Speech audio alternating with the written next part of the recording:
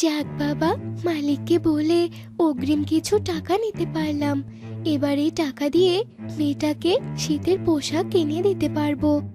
এসব বলতে বলতে টুনি বাজারে চলে যায়। দাদা, আমাকে ওই লাল রঙের শীতের পোশাকটা দাও তো। কিন্তু ওই পোশাকের দাম তো 300 টাকা। তুই কি এত টাকা দিয়ে ওই পোশাক কিনতে পারবি? ভেবেছিলাম শীতের পোশাক নিয়ে যা টাকা বাঁচবে তা দিয়ে বাজার করে নিয়ে যাব, কিন্তু তা আর হলো না। আচ্ছা ঠিক আছে দাদা, তুমি পোশাকটা দিয়ে দাও, আর এই নাও তোমার টাকা। এরপর শালিক টুনিকে শীতের পোশাক দিয়ে দেয় আর সেখান থেকে চলে যায়। আর টুনি শীতের পোশাক নিয়ে বাড়ি ফিরতে থাকে। আর দূর থেকে পারুল টুনির হাতের শীতের পোশাকটি দেখতে পায়। বাবা, বাবা দেখো, টুনি মাসি তোকের জন্য কত সুন্দর শীতের পোশাক নিয়ে যাচ্ছে। তার মানে ওই পোশাকটি তোর চাই তো? ঠিক আছে, ওই পোশাক আমি তোকে এনে দেব, কিন্তু আমি তোকে যেভাবে কাজ করতে বলবো তুই সেভাবেই কাজ করবি, বুঝলি? আচ্ছা ঠিক আছে বাবা, বলো। এরপর কবুতর পারুলকে তার বুদ্ধির কথা বলে দেয়, আর তারা দুজনই সেখান থেকে চলে যায়। এদিকে টুনি উড়ে যেতে যেতে কারো কান্নার আওয়াজ শুনতে পায়। এ কি, এভাবে কে কান্না করছে? মনে হচ্ছে কোনো ছানা বিপদে পড়েছে। ওই কান্নার আওয়াজটা তো পুকুর পাড় থেকে আসছে। আমি বরং পুকুর পাড়ে গিয়ে দেখি। বাঁচাও, আমাকে বাঁচাও। ও টুনি মাসি, আমাকে তুমি বাঁচাও। আমি যে বেশি পানিতে পড়ে গেছি, এখান থেকে আর উঠতে পারছি না টুনি মাসি। চিন্তা করিস না মা, আমি এক্ষুনি তোকে সাহায্য করছি।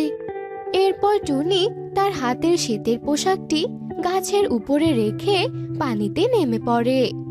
আর এই সুযোগে কবুতর সেখানে এসে শীতের পোশাকটি নিয়ে পালিয়ে যায়। আর টুনি পুকুর থেকে পারুলকে তুলে উপরে নিয়ে আসে। তুই ঠিক আছিস তো মা? আবার পানি খাসনি তো? না টুনি মাসি, আমি তো পানি খাইনি। আমি পানি খাওয়ার আগেই তো তুমি আমাকে এসে বাঁচালে। আচ্ছা ঠিক আছে রে মা, তুই এখন বাড়িতে যা। এ কি, আমার আমার শীতের পোশাকটি কোথায় গেল? এখানেই তো রেখেছিলাম। মাসি, শীতের পোশাকটি মনে হয় পুকুরের পানিতে পড়ে গেছে। তুমি নেমে পোশাকটি খোঁজো, আর আমি বাড়িতে চলে যাই। এসব কথা বলে পারুল সেখান থেকে চলে যায়। আর টুনি পানিতে নেমে তার শীতের পোশাকটি খুঁজতে থাকে। কিন্তু বেশ কিছুক্ষণ খোঁজার পরেও টুনি পুকুরে শীতের পোশাক খুঁজে পায় না। আর সে মন খারাপ করে বাড়িতে চলে আসে। মা, মা তুমি এসেছো? তুমি আমার জন্য শীতের পোশাক আনোনি কেন? তুমি না আমাকে বলেছিলে আজ মালিকের থেকে অগ্রিম টাকা নিয়ে আমার জন্য শীতের পোশাক নিয়ে আসবে? এনেছিলাম রে মা, কিন্তু... এরপর টুনি তার মেয়ে টুকিকে সব ঘটনা খুলে বলে। আমি তোমার কথা বিশ্বাস করি না মা। আমি কান্না করব বলে তুমি আমাকে বানিয়ে বানিয়ে বলছো। আমি এক্ষুনি আমার বন্ধুর বাড়িতে যাচ্ছি। তুমি যতদিন না আমাকে শীতের পোশাক নিয়ে দেবে ততদিন আমি বাড়িতে ফিরবো না। মা টুকি, তুই যাস নে মা, বাড়িতে ফিরে আয় মা। আমি তোকে আবার শীতের পোশাক কিনে দেব। মেয়েকে খুশি করার জন্য সব টাকা দিয়ে শীতের পোশাকটা কিনেছিলাম, কিন্তু কিভাবে যে হারিয়ে গেল এটা তো আমি বুঝতেই পারছি না। হে সৃষ্টিকর্তা, তুমি আমাকে কেন এত গরিব বানিয়েছো? কেন? এভাবেই টুনি কাঁদতে কাঁদতে টুকির পেছনে যেতে থাকে। আর টুনির চোখের পানি মাটির উপরে থাকা ছোট্ট একটি গাছে পড়ে যায়। আর চোখের পানি পড়তেই গাছটি অনেক বড় হয়ে যায়। দাঁড়াও টুনি, দাঁড়াও। কে কে ডাকছে আমায়? কে? আমি তো আশেপাশে কাউকে দেখতে পাচ্ছি না। আমি গাছ কথা বলছি। তোমার পেছনে দেখো, সোনার হাড় ধরা একটি গাছ। এই এই গাছটি আমি। একি গাছে আবার সোনার হার ধরে? আমি তো আগে কখনো এমন গাছ দেখিনি। আর আমি তো কিছুক্ষণ আগে এই পথ দিয়ে গেলাম, কই তোমাকে তো দেখলাম না। সব বলছি টুনি, আসলে আমি হলাম একটি জাদুই গাছ।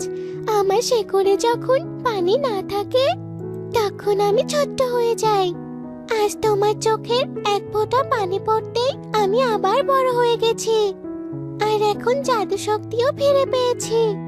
ও আচ্ছা, তাই বুঝি। তাহলে এখন থেকে প্রতিদিন আমি তোমার শেকড়ে পানি দিয়ে যাব। তাহলে কখনো তোমার শেকড় থেকে পানি শুকাবে না। আমি তোমাকে প্রথম দেখেই বুঝতে পেরেছি টুনি, তুমি অনেক ভালো পাখি। তাই তোমার উপর খুশি হয়ে আমি তোমাকে এই সোনার হার দুটো উপহার দিলাম। তুমি এই সোনার হার দুটো বিক্রি করে সুন্দর করে তোমার সংসার চালাতে পারবে। হ্যাঁ গাছ বন্ধু, আমি আগে আমার মেয়েকে শীতের পোশাক কিনে দেব, তারপর বাকি সব করব। এরপর টুনি সোনার হার দুটো নিয়ে স্বর্ণকারের দোকানে চলে যায়, আর সেই টাকা দিয়ে টুকির জন্য শীতের পোশাক নিয়ে কবুতরের বাড়িতে চলে যায়। তোর মা তোকে শীতের পোশাক কিনে দেয় না, কিন্তু আমার বাবা কি দেখেছিস আমাকে কত সুন্দর শীতের পোশাক কিনে দিয়েছে। মা টুকি, এই দেখ, আমি তোর জন্য আবার শীতের পোশাক কিনে নিয়ে এসেছি। এ কি, এই শীতের পোশাকটি তো আমি আমার টুকির জন্য নিয়েছিলাম, কিন্তু সেটা তো হারিয়ে গেছে।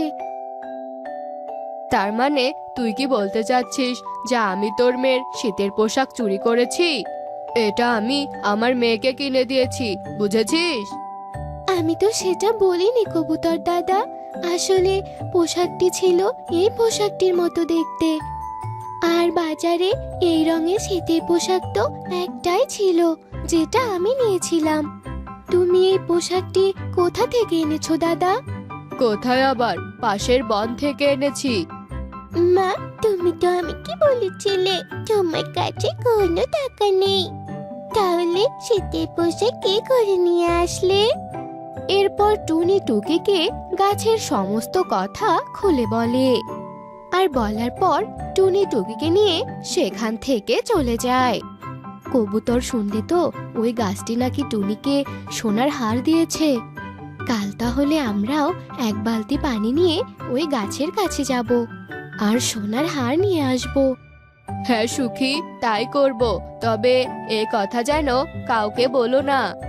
তোমাদের অনেক ধন্যবাদ। এই নাও দুটো সোনার হার, তোমাদের উপর খুশি হয়ে আমি তোমাদের এই হার দুটো উপহার দিলাম। তবে তোমরা যদি সৎ আর ভালো পাখি হয়ে থাকো তবে তোমরাই এই হার দুটো নিতে পারবে। গাছ, আমরা অনেক সৎ আর ভালো পাখি। তাহলে এই হার দুটো নিয়ে যেতে পারো। এরপর কবুতর আর সুখী যেই না গাছ থেকে হার দুটো হাতে নেয়, আর সাথে সাথে দুজনে গাছের সাথে আটকে যায়। এ কি গাছ, তোমার উপর এভাবে আমরা আটকে গেলাম কেন? মিথ্যেবাদী পাখি, তোরা আমাকে মিথ্যে কথা বলেছিস। তোরা তো লোভী আর অহংকারী পাখি, তাই এটাই তোদের শাস্তি। এখন থেকে তোরা পাথর হয়ে আমার উপরে আটকে থাকবে। গাছ, তুমি আমার বাবা মাকে ছেড়ে দাও, আমার মা বাবা ভুল করেছে। চুপ কর ছোট পাখি, যেমন মা বাবা তেমন মেয়ে। শয়তান বাচ্চা, যেমন মা বাবা তার তেমন মেয়ে। তবে আমি তোকে সৎ আর ভালো পাখি হওয়ার সুযোগ দিচ্ছি। এই নে সোনার হার, এই হার বিক্রি করে সৎ পথে চলার চেষ্টা করবি, বুঝেছিস? এখন এখান থেকে চলে যা বলছি। এরপর পারুল হারটি নিয়ে সেখান থেকে চলে যায়, আর কবুতর আর সুখী পাথর হয়ে গাছের সঙ্গেই আটকে থাকে।